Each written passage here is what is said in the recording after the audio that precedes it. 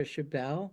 And yes, I am a registered medium in Lilydale, as well as an astrologer for 5 decades. Love being vintage, what can I say? But today we have got a special treat. I get to introduce a superstar of astrology. Rick Levine is a magician, first rate. In fact, we decided to call this astrology week that we're having in Lilydale the Astrology Roundtable because we have Merlin coming. So actually, this is Rick Merlin Levine that we get to be able to spend time with. So he's going to talk to you about his mystical, magical journey. I can only share with you that throughout the years, his life as well as his astrology has taught me so much and is so fascinating to listen to that I am going to be quiet and let the man take over. Thank you, Rick, for being here and welcome. And thank you for the invitation. Thank you for what you do. The first time I was at Lilydale, you graciously hosted me, and it was a memorable experience. And I only take exception with one thing you said, and that is I know you better. I know you well enough to know that my talking is not going to stop you from talking also. Okay. You're right about that. So, where shall we begin? Well, where did you begin? Oh, Not everybody understands how they tap into their love of astrology. And we've got a lot of people here who may not understand how do you walk through that door on that path. well, my entry to that path, I think, was twofold. And like many astrologers that I know, I for years have been saying I never learned astrology. I just kind of remembered it. I don't know really how that works. I just know that as I began studying it, I absorbed it way faster than it was coming at me. So I am not quite sure how to explain that in any sort of right hand, left brain logical way. But then again, we don't have to. Um, However, when I was about 6 years old, I remember sitting on the living room floor of my parents' house watching Walt Disney's Wonderful World of Color or whatever it was, and saw Fantasia for the first time. And when I saw the dum dum da da da dum da da and the Mickey Mouse and the Sorcerer's Apprentice, I watched that and I said, that's what I want to be when I grow up. It was just some sort of instant recognition. But it really took all through my childhood, early teen years. If there was a book I wasn't supposed to read, I read it. I mean, books on psychic, past lives, stranger than science, astrology, numerology. It really didn't matter. Hypnotism, psychic states, anything I could get my hands on. And I found myself in the small library of the town I grew up in upstate New York, in the section that was books by Freud and Jung. And even though I was really too young to really grasp and understood it, that's what I read. I mean, even as a kid. And I went to college to be a geometry teacher because I loved the spatial constructs of geometry. And I had an amazing geometry teacher when I was in high school. And within the first month of being in college, I changed my major from geometry or from mathematics to psychology. And so I entered the world of psychology really with that background of Freud and Jung and the deep psychologists. And I just voraciously read everything I could. And I was in college from about 60, not about, from 1967 to 71. And I met someone my freshman year who was also interested in astrology. And together we just began digging and digging. and you take geometry, the works of Carl Jung, a little mythology, and you come out an astrologer. And here I am 50 years later, and in some ways, I'm a sacred geometry teacher. It's absolutely brilliant that you were able to tap into it with this inner knowing. Right now, we're looking at children like Max Alexander, who is 10 years old and the first fashion designer that ever showed his work at in Paris during Fashion Week. Mm. So there are those of you magical sources that come through to grant us the opportunity to live and to learn. Now, speaking about learning, we happen to be coming to April, are we not? And I understand there's some big, powerful energies there. Yeah, and look, let's be clear. The big powerful energies that are coming in April have been coming for years. And anyone who pays any attention to what's going on out there doesn't need to know astrology to know that these are extraordinarily profound and important times for humanity. And the astrology is just reflecting that.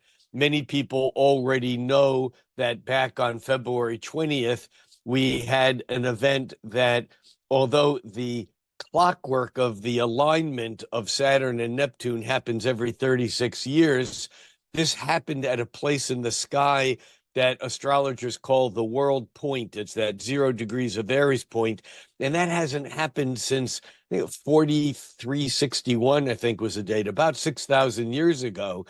And what was going on then was a change of humanity from, a Neolithic to the world we live in now, governed by agriculture and city states and the use of tools and metallurgy and writing, and all this stuff was beginning to unfold then.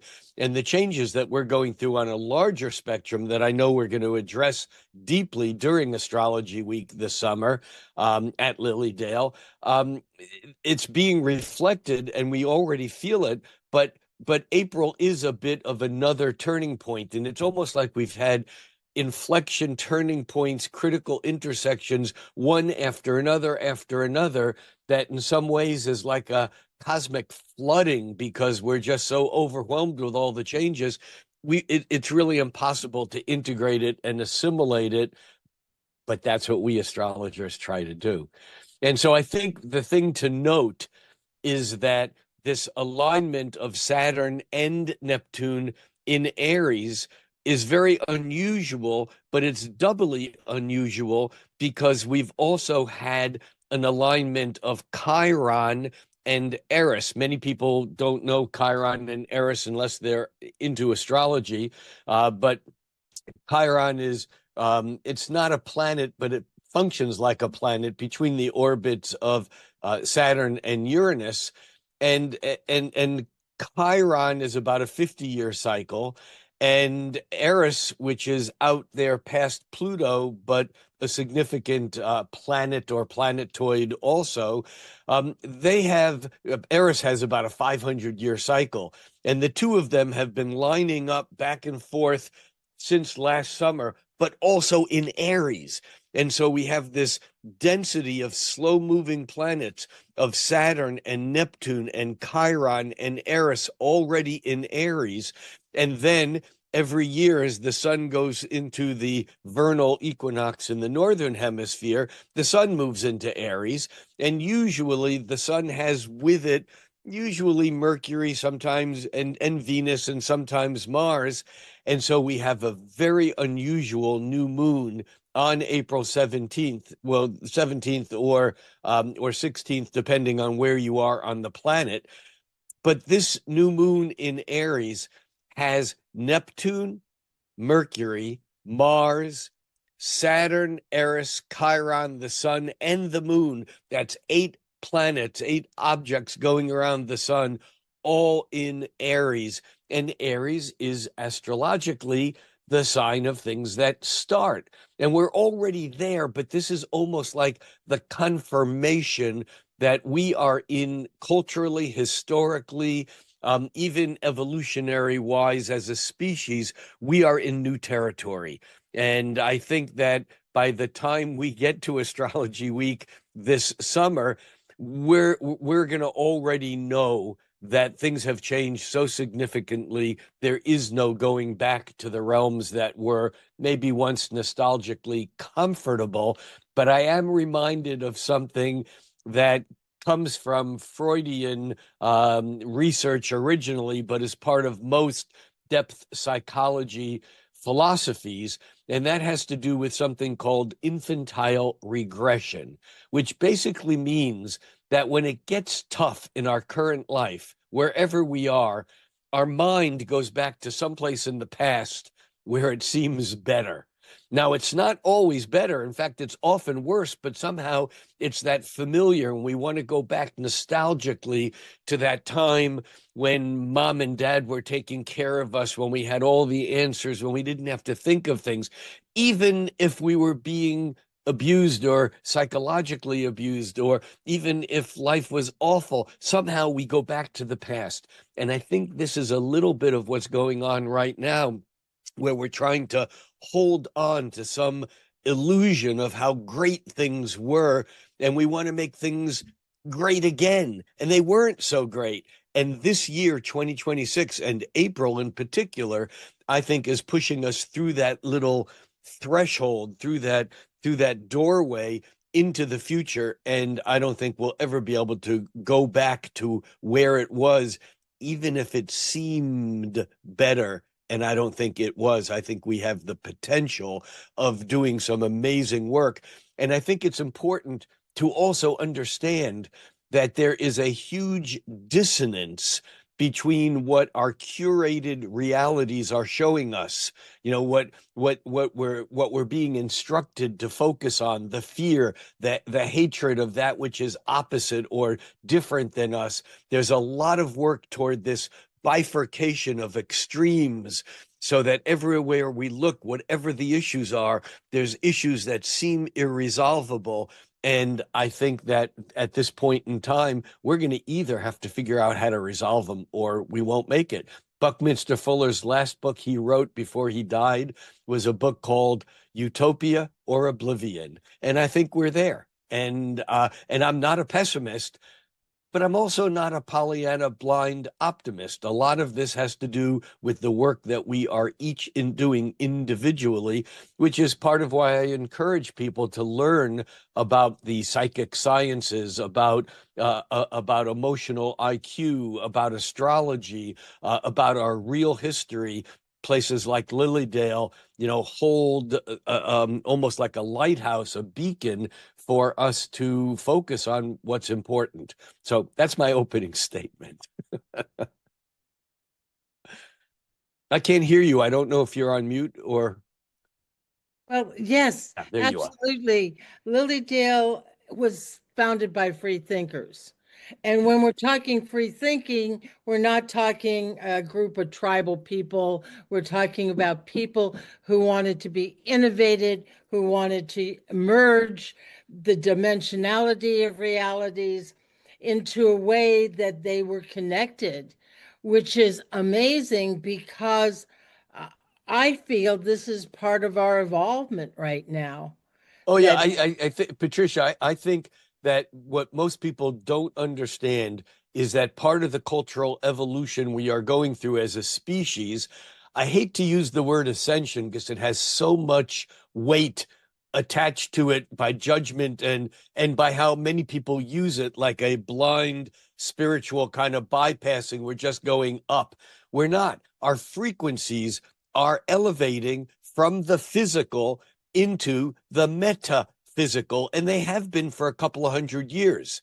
And part of Lilydale's founding back in the mid 19th century is just one of many things that was happening around that period of time, especially toward the end of the 1800s, when we had the once every 500-year alignment of Neptune, the planet of metaphysical dreams, imagination, illusion, spirituality, and Pluto, the planet related to evolution, that alignment was occurring at the rise of theosophy and Madame Blavatsky and even Freud's publishing of and research of the interpretation of dreams.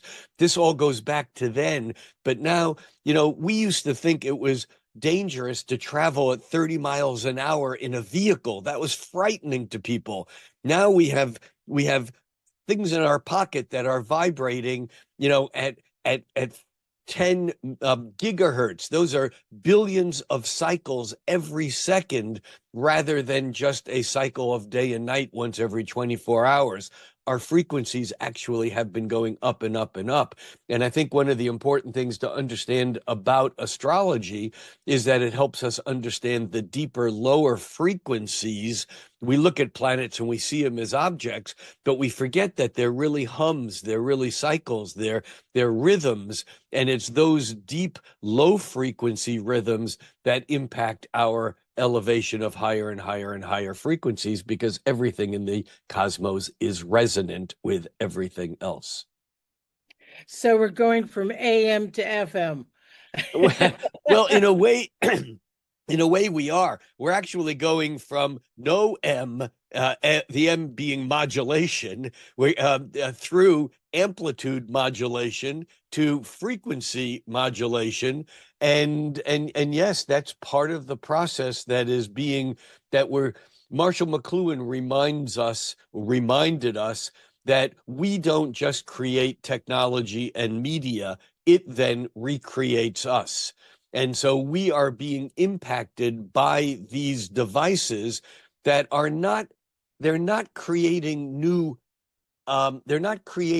things. They're just opening or reminding us of the perceptions that we have in these higher frequency, invisible, you can say, other dimensional realms or non-physical realms.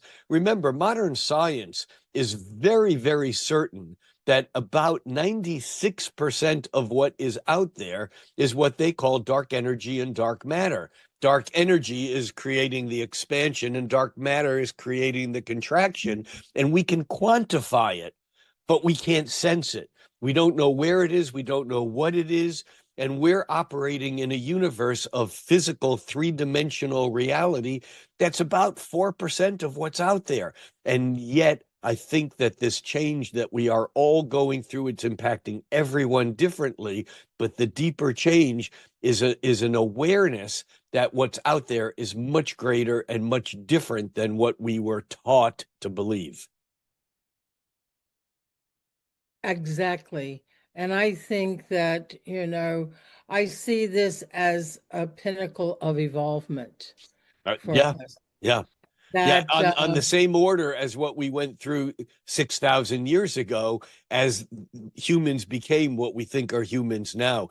This is way bigger than anyone can imagine. And in fact, I caution all of my students, I encourage all of my students to go out there and learn from everyone they can, because there's so many people out there who have such good things to teach. However, I caution them that if their teacher has all the answers, get the hell out of there immediately, because they don't. No one does, including me. well, that's absolutely true. And of course, one size does not always fit all. Matter of fact, one size never fits all. Yeah, I agree with that. So I'm looking forward to the summer, and I'm particularly, looking forward to being a part of the community in the roundtables that we're going to have, and the panel discussions that we're going to have on things like AI and how that's impacting our consciousness. I mean, there's just such a fantastic program. And then the all-day workshop that I'm doing is basically about revisioning astrology for this day and age. It's different than it once was. And I'm a great fan of relearning and understanding our astrological historical past.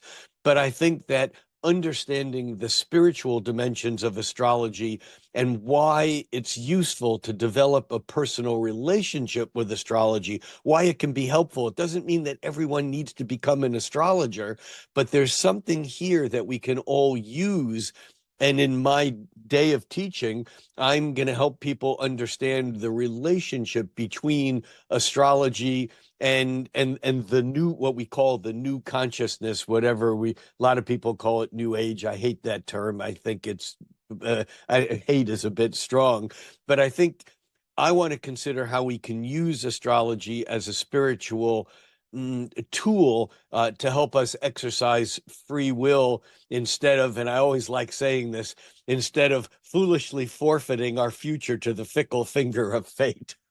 you know, because we don't have to do that. And as part of my all day teaching, I'm going to also look at the relationship between astrology and reincarnation, or I should say incarnation and disincarnation and reincarnation and disincarnation. And I'm going to be looking at this through a very radical lens of quantum physics, even, and trying to better understand our relationship between this state and our disincarnate states and what we call ET, which is really just disincarnate consciousness. We have another whole discussion to have on that. And so I'm really excited about then bringing it back down to earth and not only giving participants an understanding of where we are in the mid 2020s in the bigger picture of things, but also giving participants, students, a tool to personalize the planets in a way that can impact their daily lives without becoming an astrologer. So I'm excited.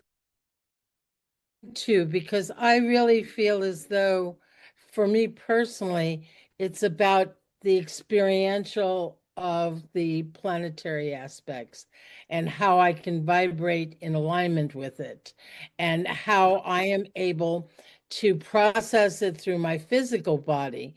Now, I think, and I would like to ask you, do you feel as though that people are physically having problems adapting to this? Well, like you, I assume, even though you didn't say it, I don't believe there is a difference between the physical and metaphysical. If we're having if we're having problems integrating it, there are physical counterparts. And look, just look at the state of health versus unhealth on our planet, maybe even particularly in the United States, but certainly around the globe. We are not healthy right now. And so, yes, I think people are having a hard time processing what seems to be out there without realizing that what's out there and what's in here are not reflections of one another. They're the same damn thing. and and so yes, I think people are struggling, and I think it's very exciting to see how many people are actually doing the work to assimilate and to roll with the energy in a way that's allowing them to be procreative and progenerative in life. And yet I also see people, a lot of people who are struggling to do that because they don't have the tools. And then we have to also acknowledge there's a lot of people who are so afraid of what's going on that they're in total denial of it. And they too are not only having physical symptoms, but unfortunately, they're projecting their fears and their uncertainties and their denials out into the environment, which is creating so much of the destructive energies that we are experiencing that are out there. And I think it was, Carl Jung in the last book he wrote before he died called The Undiscovered Self. And this, what I'm going to say, actually is a assumption of Mahayana Buddhism also. And Carl Jung said that worldwide peace will never be created by politicians and treaties. It will only be created by the peace of the individual minds that are within humans on the planet. And I think that's what your work, my work, our work is. In a way, we're all like bodhisattvas, carnival barkers, trying to get people to come into their own individual journey that takes them wherever they go, but the door can only be opened. We can't push people through it. We can only create the vacuum that will invite them in, and I think that's what we are doing. You're on mute again, I think. And this Oh, I there you are. am, this I am in the Aries is, being able to help people in this doorway. Yes. You Yeah, know, oh, you mean the lineup of planets in that are coming up in there? exactly. Oh, yes, and actually, even going back to the begin last summer, the summer of 2025, as we had the first waves of this upcoming Uranus Pluto interaction that we'll have a lot more to say about this summer for sure, and the Saturn Neptune conjunction, we are seeing the changes happening so fast it's overwhelming, and so it doesn't take being an astrologer to look out there and see how fast things are changing. And I don't think it's only the Aries, although I think that Aries does do that kind of push through. It's like everyone's getting a whop upside the head, and it's hard to tell how many people are going to awaken, how fast, and when they do awaken, what is it that they will see? Because we can't force someone to see what we see, and there's so many. How do I want to say this? The universe is so complex now that, again, coming back to your statement that that one size does not fit all, it can't. Everyone's vision is slightly different, and yet I think ultimately everyone just wants to be happy. Although I think that there are people who think that their happiness is determined by someone else who might be happier than they are, and they want to eliminate them. Well, I know that there's a Harvard study that talks about the brain. And because Aries rules the head, I felt as though that the opportunity to work the different aspects of one's brain itself might open up other neuronal pathways so that people are able to not only see differently, but feel Yeah. differently and say, oh, it's okay to be me. Yeah, no, I think that that is true. There's something else about the Aries energy as being the first sign of the zodiac, and that is that Aries energy, I was going to say, makes it okay.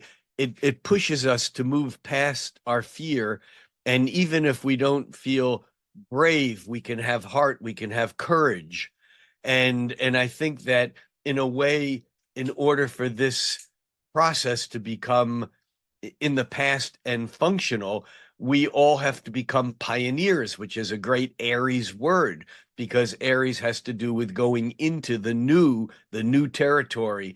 The it's the shoot coming up from underground and breaking through into new territory. And so that whole idea of stepping into some place where we've never been before, there's no room to, or yeah, there's no room to cower in a corner being fearful of what's going to happen. We're all being pushed through this process in our own way. Well, it's like I love the word pioneers because it brought to my mind the pioneers that came to the United States from other countries that got on their wagons and for land races. And I mean, what kind of consciousness could you have to know that you're going to get into a wagon and you're going to go someplace you've never seen before and yet create a new life? I mean, to me, that word is so, so powerful.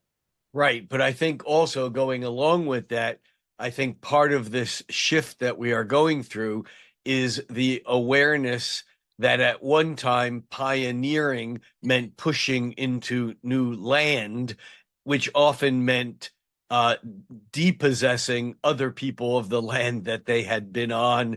And that creates a little bit of an issue. However, I think what we're realizing now is that the metaphysical lands are greater than the physical lands, and we are being pushed and in through this narrowing, almost like a birth canal, which feels constrictive. That sense of going of rebirth or birth is not an easy process because the spaciousness that we have in the in-between states has no boundary, no physicality. And as we get contracted, this is Saturn's job to contract us enough until we crystallize into three-dimensional form. I think in some ways we are going as a species through this cultural birth canal, which is why it feels like we're being made, why things are pushing on us, why we feel contracted, why we feel overwhelmed. And so, yeah, I think that that is part of the process. And of course, any great birth coach would remind that during contractions, the response is not to hold your breath, it's to breathe. 100% on that. And it is a part of the breath, which is part of our spirit and part of the internal journey that we are on that looks so, but I know that people do have that fear of the unknown. And And spirit and breath are actually the same word. I mean, inspire, aspire, spire, spirit. That is that. it is. And yet, you know, people can dig in their heads, but they can also dig in their passion. And it's so wonderful because, as you know, I work with the children, and they don't have all our limitations. And it's new beginnings for all of us, Yeah. which lends itself to even more exciting times. Now, do you think that that particular Aries stellium is going to shake up our outer realities? Or what would you recommend doing at that time? Two things. Number one, for those people who are not astrologers, a stellium is a connection or a collection of three or more planets in roughly in the same place in the sky. And so this 7, 8 planet stellium in Aries is certainly going to focus our attention. And I think that it might be overwhelming to realize that as fast as things seem to be moving now, that things are going to speed up, and we have our work to do to keep things flowing and assimilated.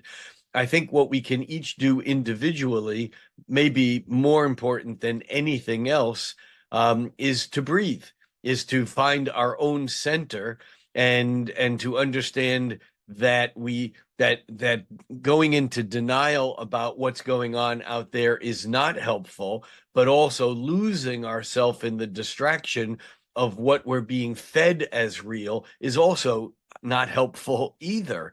And so I think it's really important that we hold on to a center, and find our center. The Hopi prophecy of saying, that we were told that there was a river that was speeding up, and that time has now come. The river is moving very fast. And the Hopis cautioned us not to hold on to the shore because of fear and because of safety. In fact, they said that those who try to hold on to the shore will be torn asunder because the currents are moving so fast. So what do? They teach you push off out into the center and keep your head above water and look around you and see who's there, because this is your new family. And that you have only, aside from knowing where your food and where your water is coming from, you have only one job, and that is to be joyous and to celebrate the family that you're going through this process with. And that really has to do with making community, making connections. Another reason why I'm so looking forward to the astrology week at Lilydale, because it'll be a lot about making those connections, those important connections, many of which will last our lifetime. Absolutely.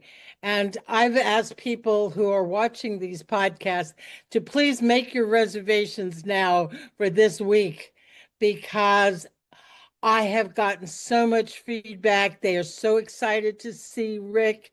They're excited to see everybody And the else. other amazing astrologers. Oh, I'm not trying yeah. to take the attention off me, but I'm so proud to be, in this process with you and with such other great astrologers that I love learning from also.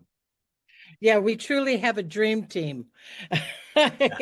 And yes, you can go on the Lilydale website and get to, if you don't know them or haven't known Rick, please go to the websites, look them up, and know what a treat you're in store for.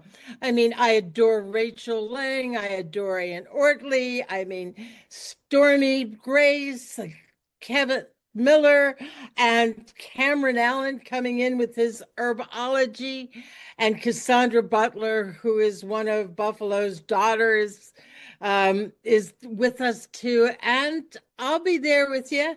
And I'm going to just be happy to host and be with you. I will teach a class, which is my pride and joy to be surrounded by these people that I love so much Ah, because of who they are, their integrity, their character, their goodwill. I mean, just amazing. So you have to get your reservations, I understand, on the website at Lilydale because you can't call them and get them, but please do so. Do so. Now, in closing, if you were to leave any special message to these viewers out here, is there something that you would want to say that could touch their hearts and minds? yeah, absolutely yes. And it's something that I've been known to say quite often in different ways. And the way I often say it is think cosmically, act locally. There's this saying, think globally, act locally when it comes to repairing some of Earth's problems that perhaps we have, as a species, created. Um, but I don't think globally is the answer. It's part of a process, but thinking cosmically means pushing your mind out beyond the physical into those non-physical dimensions and to go out as far as we can. Again, astrology is only one of many fantastic tools to do that. But thinking cosmically on its own is a waste of time and energy unless you do something with it locally. And when I mean locally, I mean, as you do, working with children, helping someone through a door who has an extra package in their hand. I mean, it doesn't, the more locally taking care of your own individual relationships, making, extending, good feelings to someone maybe that you've had bad feelings with for a while in a way to perhaps make amends or to find ways to heal, because we're not going to heal the cosmos until we heal our individual lives. And we never know. I hear stories again and again, both from my own life and from other people's lives, of something that they did a week ago, a month ago, 10 years ago, that comes back and the person says, you have no idea what you did for me on that day. You did, or you said, and I thought about it, and it ended up changing the direction of my life. So think cosmically, and I was going to say, and think cosmically and act very locally. Well, thank you, Rick. I am so excited to be able to be with you. I mean, as you said, things are going to move very quickly. And before we know it, here it is, August. And we're all together and we're celebrating one another in a sense of joy and cosmology as well as locally. So it's it's a blessing. It's a blessing. Thank you, thank you for spending this time with us. And More to be revealed. Yes. Yes, and thank you, Patricia, for your work in all of this and putting all this together. I know you're one of a team, but I think your role in all this has been really profound. So thank you personally. Well, my pleasure. I get to see some of my dearest loving people that Me I too. just adore. All right. Well, enjoy. I know you're about to take off and do travel, so we'll catch up with you on the website, on Instagram, on internet. Is there any special event that you need to share with us for people to? Um, People can find my events on my website at ricklevineastrologer.com. But I mean, I think Lilydale is like the event we're considering right now. Also, in the last week of May, Norwalk, which is an annual event. I'll be doing the opening keynote speech for Norwalk this year. And it's a fantastic event. You don't have to come to Seattle. It's available online also. And I'll be back in Goa, India again for my fourth time now in November coming up. Also, information on that will be on my website. But other than that, just think cosmically, act locally. Awesome. Okay. Bye for now. Bye for now.